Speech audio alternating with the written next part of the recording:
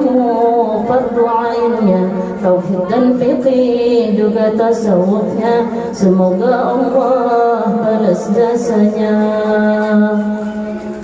Duhai guru, ayah kami, engkau mendidik, bimbing roh kami. Engkaulah pewaris nabi-nabi, menyebarluaskan sunnahnya Nabi.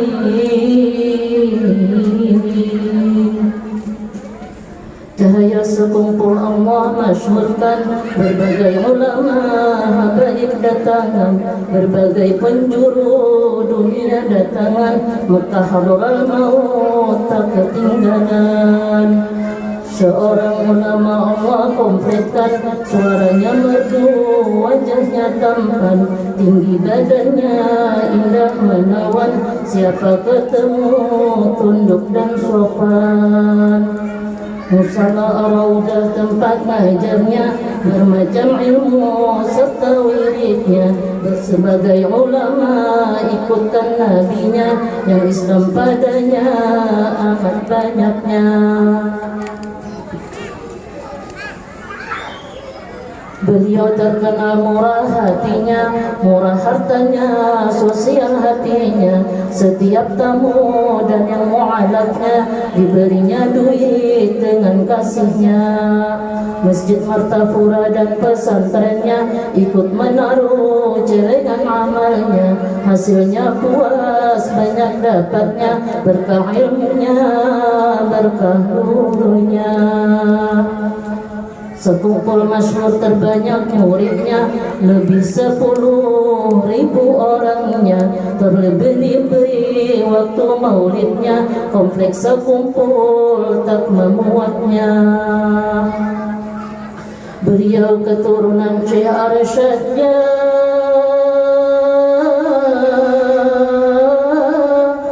Datuk Kelampayan, itu masyhurnya. Betapa senang hati datunya lihat cucunya dengan suksesnya. Pengajian sekumpul membawa berkah, akhirat berkah, dunia pun berkah. Ojek dan taksi, beca pun berkah. Inilah majlis pembawa rahmah. Beliau ulama bukan umara, bahkan umara datang padanya, duduk bersimpuh dengar ta'limnya, bersih politik melulu agama. Beliau terkenal karismatiknya, pejabat negara bahkan presidennya, semuanya datang minta doanya, ngambil berkahnya, dengar nasihatnya. Tugas ulama amat beratnya, bermacam rintangan dihadapinya. Segala fitnahan dengkian padanya diterima dengan lapang dadanya. Hidup di dunia jangan herannya, negerinya bala, negerinya fana. Setiap orang cinta padanya, ada juga orang benci padanya. Rasulullah pun yang paling mulia,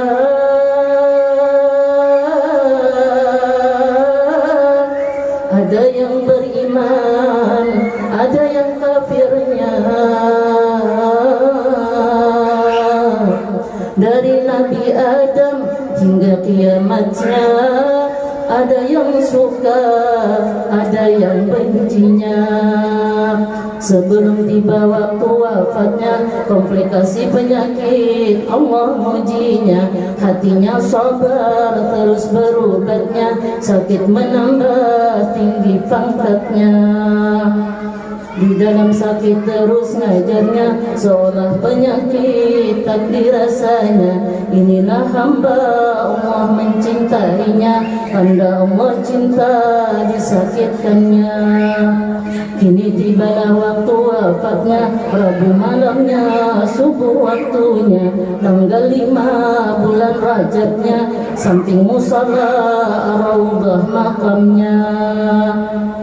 Orang yang soleh banyak tandanya, terlebih-lebih waktu wafatnya, manusia banyak datang melawatnya, Allah yang gerakkan geritik hatinya. Guru sekumpul lebih dahsyatnya, jalanan macet dengan manusia, jalanan penuh dengan manusia, hadir mensolatkan sampai pemakamannya. Semua musuh yang dengki padanya, di hari itu terbelalak matanya. Lihat manusia begitu banyaknya, karena Allah lah yang maha tahunya. Di pagi Rabu hari wafatnya, seperti kilat masyhur kabarnya, langit pun mendung sedih berduka, hujan gerimis nangis padanya. Di dalam hadis Nabi sabdakan, munafiklah orang Nabi sifatkan, jika tak sedih ulama wafatan, sejahat manusia ya Allah jauhkan. Wahai muslimin dan muslimatnya, paling besar musibah pada agama, wafatnya Nabi penutup rasulnya, dan wafat ulama penggantinya.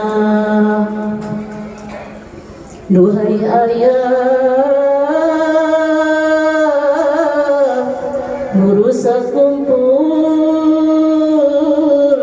sungguh doamu Allah kabul. Engkaulah sebab kami berkumpul, di sini berkumpul, di surga berkumpul. Kini engkau telah tiada, pandanglah kami senantiasa. Dulu engkau pernah berkata, pandangan guru yang wafat kita jaga. Namamu terus dikenang-kenang, semua orang cinta dan sayang. Seorang guru lucu periang, pikiran yang kusut menjadi hilang.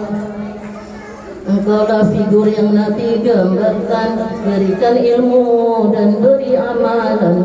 Pastilah engkau dikubur nyaman, terima balasan jazaul ihsan. Sebelum wafat engkau sempatkan, berikan kami terbaik amalan. Fakir Al-Quran yang kau pilihkan, semoga kami diistiqamahkan. Ya Allah, lapangkan beliau dalam kuburnya,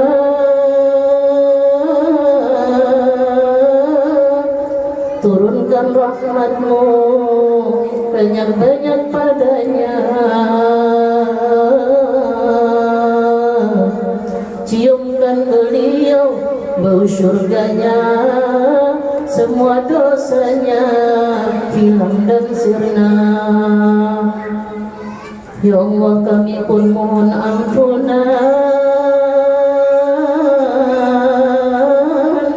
dunia akhirat mohon diselamatkan. Sekeluargaan, jiran dan teman, husnul khatimah mohon sudahkan. Tak lupa pula kumpulkan kami dalam syurgamu bersama Nabi, juga bersama Syekhana Zaidi, ma'asalihin wal'auliyain, ma'asalihin wal'auliyain.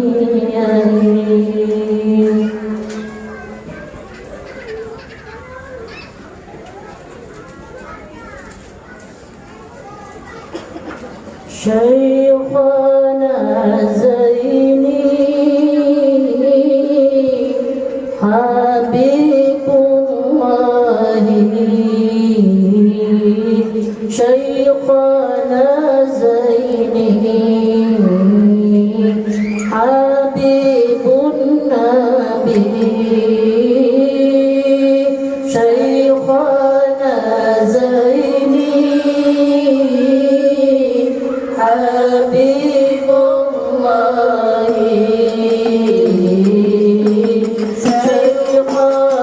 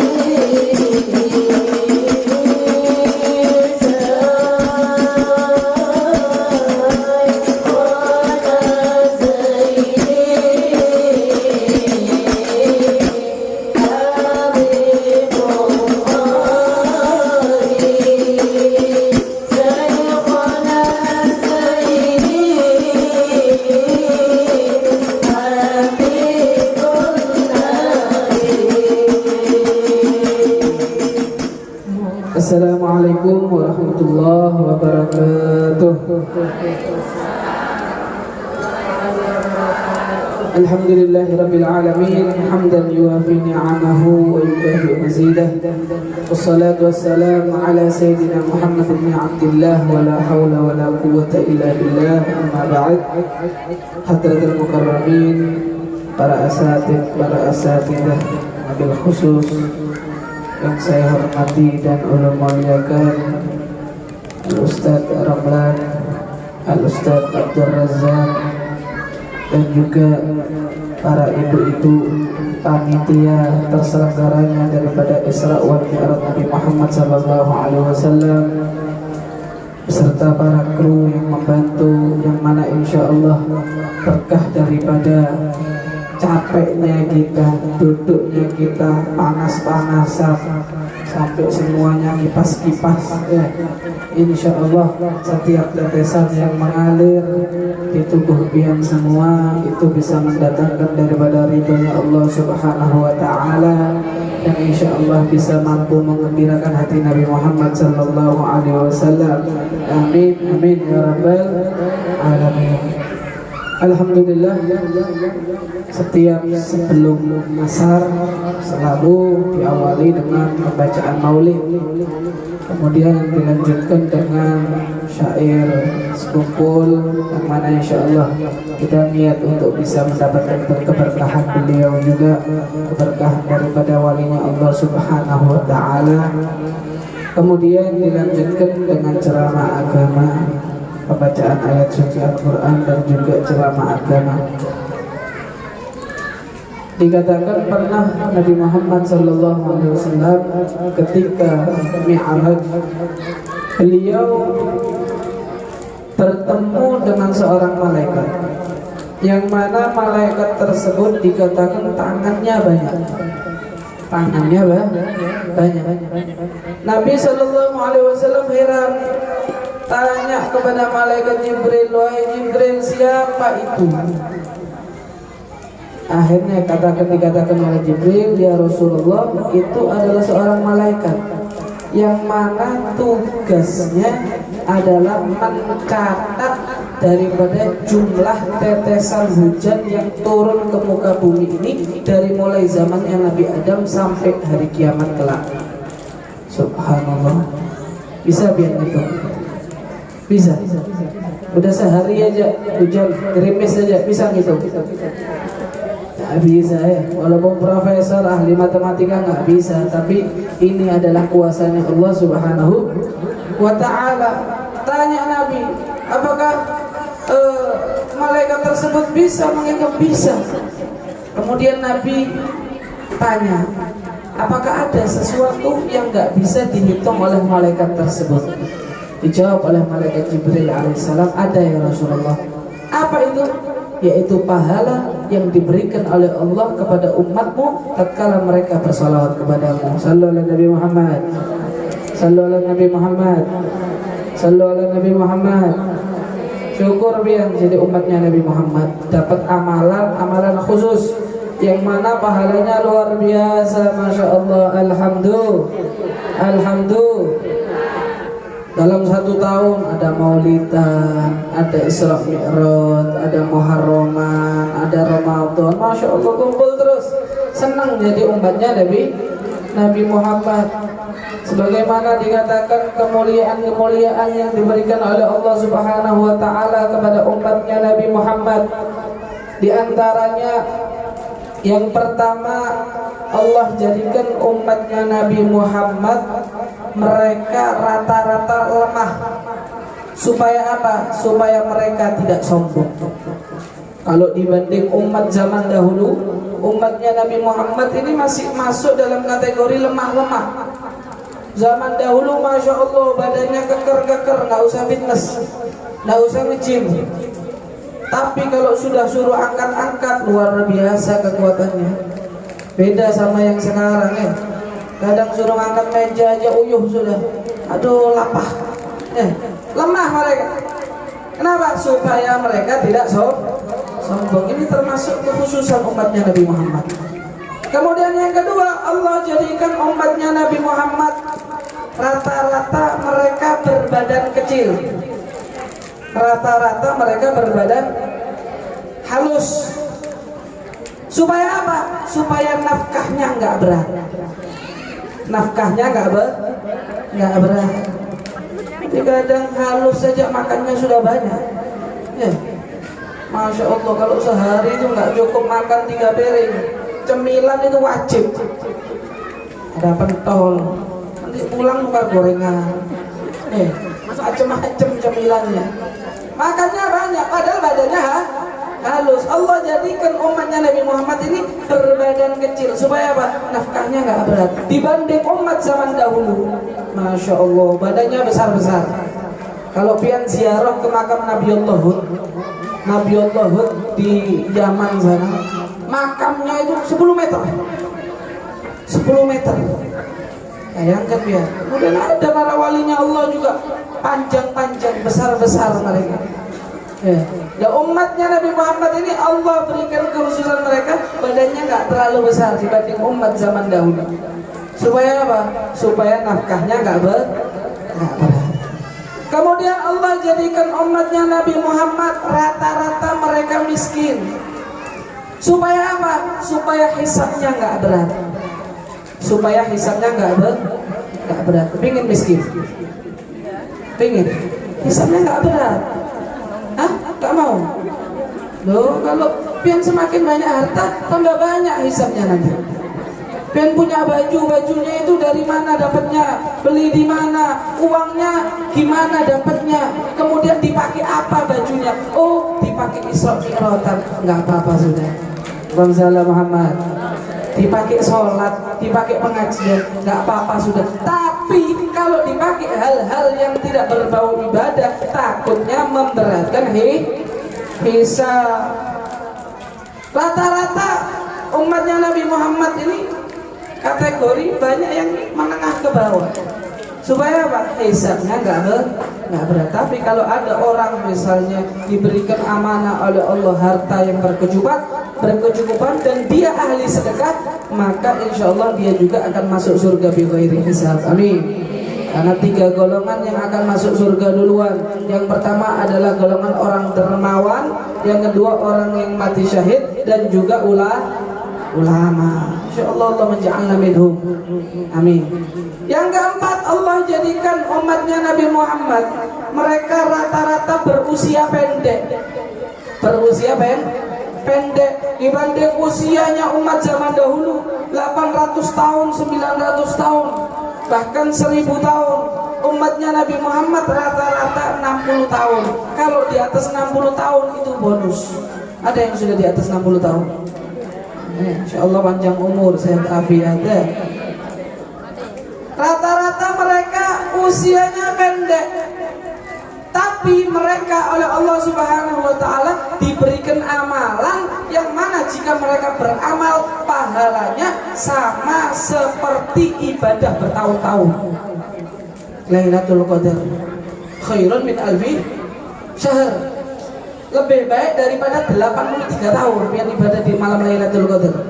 Belum pian puasa di bulan Rajab. Ada yang pernah puasa bulan Rajab? Ada? Oh, pemanasan ini sebelum bulan Ramadan. Latihan puasa. Yang belum bayar utang dibayar utangnya, puasa. Ini utang numpuk, nanti kalau sudah mau dekat Ramadan baru bingung. Aduh, utang bulan masih kurang 7 hari.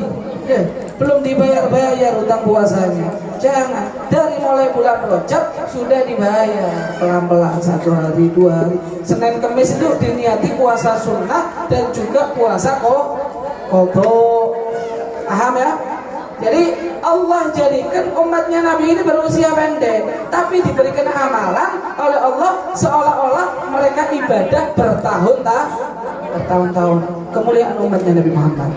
Yang kelima, Allah jadikan umatnya Nabi Muhammad ketika mereka berbuat dosa, berbuat kejelekan, gak langsung dicatat oleh Allah kejelekannya ataupun dosanya, tapi ditunggu oleh Allah. Jika mereka berbuat maksiat di siang hari, Allah tunggu mereka sampai malam hari. Jika mereka berbuat maksiat malam hari, Allah tunggu mereka sampai pagi hari. Dikasih keringanan oleh Allah, tapi jangan ditunda-tunda. Takutnya apa? Nggak sempat taubat sudah mati. Nauzubillah min dzalik. Akan tetapi ketika mereka berbuat baik, mereka langsung dicatat pahalanya oleh Allah Subhanahu wa ta'ala. Sallu ala Nabi Muhammad. Senang jadi umatnya Nabi Muhammad. Kemudian lagi dikatakan, Allah jadikan umatnya Nabi Muhammad ini umat akhir zaman. Jadi akhir sendiri. Kenapa? Supaya mereka nggak lama-lama di alam kubur. Supaya mereka nggak lama-lama di alam kubur. Yang senang di dunia apa di alam kubur? Hah? Senang di dunia apa di alam kubur?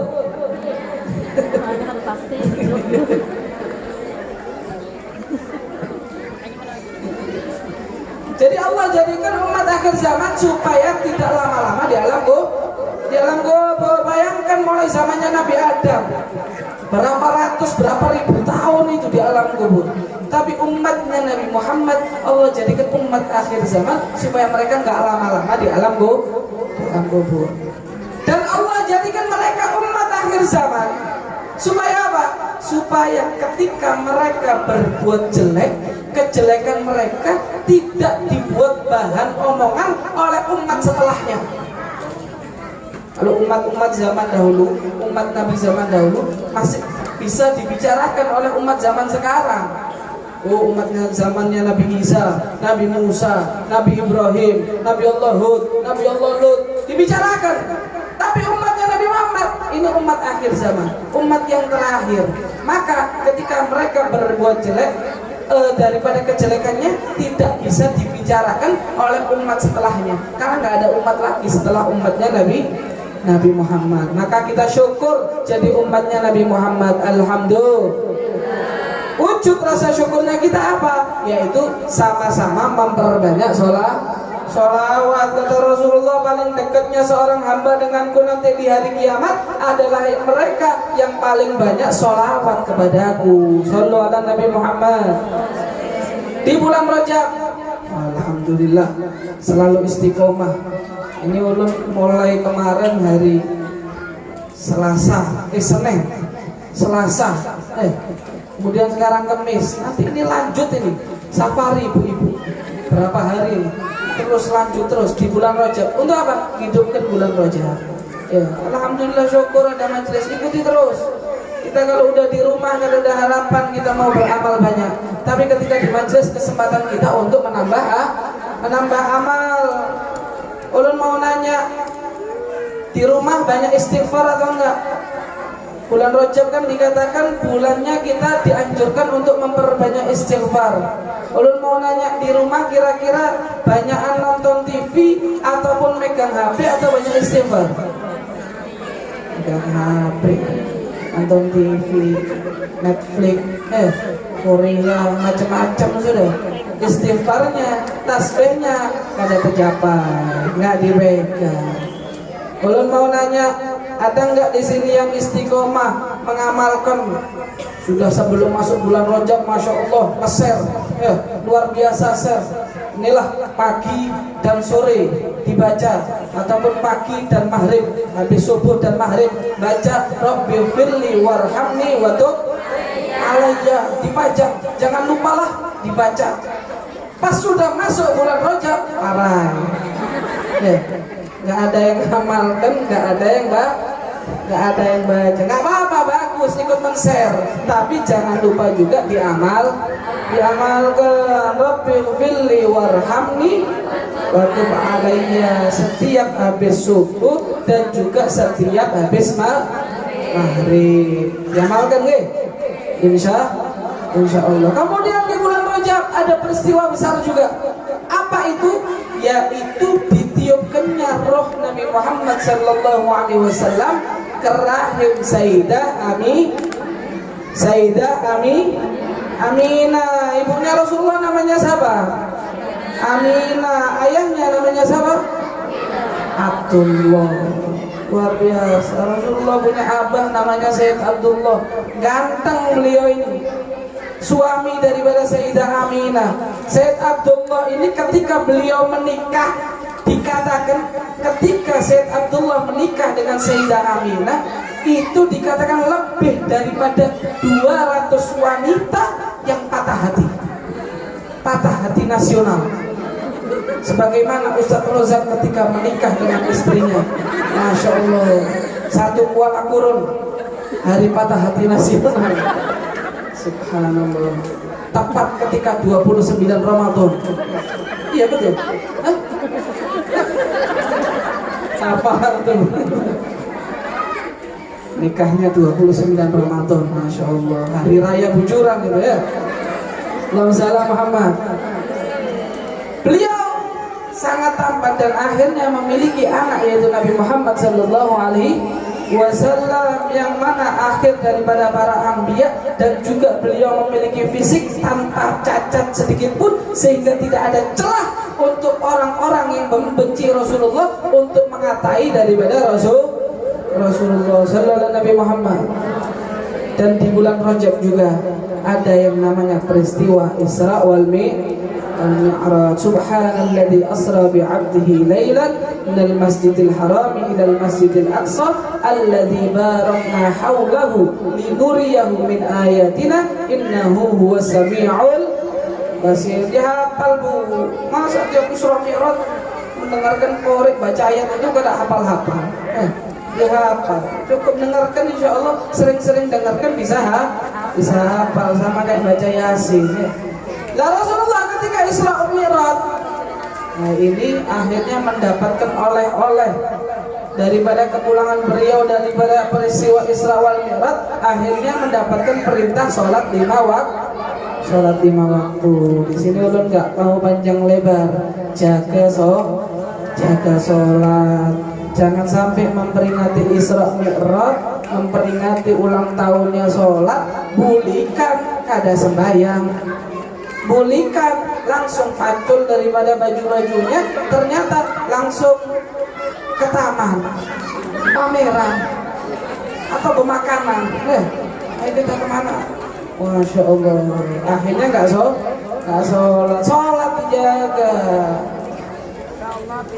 Di zaman Nabi Musa alaihissalam ada seorang wanita, pernah kita dengar kisahnya, yang mana wanita tersebut datang kepada Nabi Musa, wahai Nabi Musa, aku ini mintakan doakan aku kepada Tuhanmu wahai Musa. Aku ini datang kepada engkau dengan membawa dosa yang sangat besar. Nabi Musa bisa berbicara dengan Allah, kalimullah. Akhirnya Nabi Musa tanya kepada wanita tersebut, emangnya engkau membawa dosa apa wahai wanita? Dijawab oleh wanita tersebut, aku ini wahai Musa, aku ini telah berzina, kemudian aku hamil, dan ketika aku melahirkan daripada anakku tersebut, aku bunuh daripada anakku tersebut. Na'udzubillah min dzalik. Mendengar jawaban daripada wanita tersebut, langsung saja Nabi Musa alaihissalam sontak emosi, langsung mengusir daripada wanita tersebut, keluar engkau dari rumahku, bahkan keluar engkau dari kampungku, jangan sampai karena ulahmu tersebut mengundang daripada balaknya Allah subhanahu wa ta'ala. Akhirnya turunlah malaikat Jibril alaihissalam bertanya kepada Nabi Musa, wahai Musa, apa yang terjadi? Itu Jibril, wanita tersebut telah keterlaluan. Dia melakukan dosa yang sangat besar. Dia telah berzina, kemudian dia punya anak, anaknya langsung dibunuh. Akhirnya kata Jibril alaihissalam, dia mengatakan, wahai Musa, ketahuilah bahwa ada dosa yang lebih besar, lebih parah daripada yang dilakukan oleh wanita tersebut. Apa wahai Jibril, kata Nabi Musa? Yaitu dosa meninggalkan sholat secara sengaja. Na'udzubillah mohon maaf, kadang karena ibu-ibu sekalian sibuk dengan penampilan, sayang dengan penampilan, akhirnya rela meninggalkan meninggalkan sholat gara-gara alasannya tidak bisa pakai mukena, nggak bawa mukena, akhirnya nggak mau sholat. Bahaya, hati-hati. Apalagi kalau sudah ada resepsi pengantinan, masya Allah, ulun beb sudah membayar make up artis. Ini sekali di make up, ulun ini bayarnya 350.000 sebagai pengiring pengantin. Ini kadang sampai 500.000 beb, mahal. Pas waktunya sholat, masa disuruh menghapus? Sayang. Hanya biar wudhu dulu, wudhu dulu. Beb, ulun sudah bekami, batal. Gimana? Sayang mau dihapus. Jangan sampai meninggalkan sholat. Kadang-kadang kalau sudah urusan penampilan, ibu-ibu ini lebih mementingkan penampilan daripada menjaga sholat. Rasulullah Shallallahu Alaihi Wasallam ketika resepsinya Sayyidah Fatimah dan Sayyidina Ali bin Abi Thalib, ketika itu Rasulullah membawa daripada Sayyidah Fatimah, tiba-tiba sampai ataupun datang waktu sholat. Rasulullah mengatakan kepada Sayyidina Ali, wahai Ali, diam dulu, jangan melakukan hal-hal yang lainnya dulu, tunggu aku mau melaksanakan sholat. Berhenti terlebih dahulu Rasulullah untuk bisa melaksanakan sholat. Ibu-ibu gitu juga. Sampai mohon maaf Bu, mohon maaf, kadang bepergian alasan akhirnya nggak mau sholat. Padahal sampai ada ulama yang berpendapat untuk wanita, jika indal hajat, kalau mereka punya hajat, misalnya sibuk luar biasa, ada nikahan ataupun bepergian, repot mau salin ini itu dan lain sebagainya, sampai mereka ada yang berfatwa tidak apa-apa jika seorang wanita repot ataupun ada hajat, mereka untuk menjamak sholat. Supaya apa sih tujuannya pendapat tersebut? Supaya para wanita tidak semena-mena meninggalkan sholat. Dan kalau sudah penampilan, urusan penampilan ini yang luar biasa ya. Nomor 1 ibu-ibu, kakinya 2 tapi sandalnya 17. Masya Allah.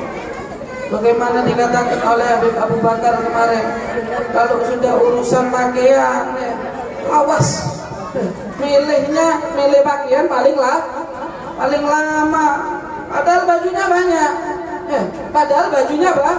banyak, tapi ngomong sama suami nggak punya baju. Baru kemarin diajak ke Banjar, ke Palangkaraya, baru kemarin diajak ke toko baju, tahu-tahu ada acara lagi besoknya, ngomong sama suami, ulun nggak pernah ditukarkan baju. Ada yang model-model kayak gini? Hah? Ada? Ada sih? Alhamdulillah. Masya Allah. Bapak-bapak ini apa adanya. Ya terus. Ini baju kemarin dipakai sudah, dipakai lagi.